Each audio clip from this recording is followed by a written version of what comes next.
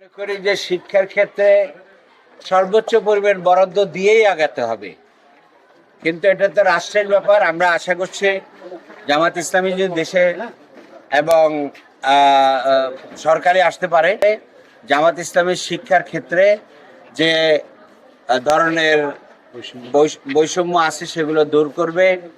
তারপরে শিক্ষা গবেষণা, শিক্ষা প্রতিষ্ঠানের অবকাঠামোগত উন্নয়ন সহ সর্বক্ষেত্রে সর্বোচ্চ পরিমাণ গুরুত্ব দিয়ে এবং বিশেষজ্ঞ পর্যায়ের বিভিন্ন লেভেলের পেশাজীবী তৈরি করার ক্ষেত্রে যা যা দরকার সেটা ইনশাআল্লাহ করবে। এবং বাংলাদেশে আমরা মনে করি সবচেয়ে বড় বিনিয়োগ হবে যদি আমরা শিক্ষা ক্ষেত্র থেকে মেধাবী ছাত্র থেকে ডাকতে পারি। আমাদের মেধা যেন কোনো জায়গায় পাচার নয়, এই দেশেই কাজ করতে পারে, সেই ধরনের পদক্ষেপ ইনশাআল্লাহ নেওয়া হবে। দেশে বিভিন্ন ধরনের শিক্ষা পদ্ধতি আছে। একটা হলো সরকারি শিক্ষা, আর একটা বেসরকারি শিক্ষা, আর একটা হলো প্রাইভেট শিক্ষা, আর একটা ইংলিশ শিক্ষা, আর একটা হলো মাদ্রাসা শিক্ষা, আর একটা হলো ওই যে কওমি শিক্ষা।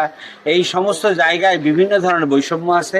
এটা আমরা মনে করি যে শিক্ষা ক্ষেত্রে এই সমস্ত জায়গায় বাজেট বরাদ্দ সহ আনুকূল্য প্রদানের ক্ষেত্রে কোনো ধরনের যেন কোনো ব্যত্যয় না হয়, সেই জিনিস আমরা দেখবো ইনশাআল্লাহ।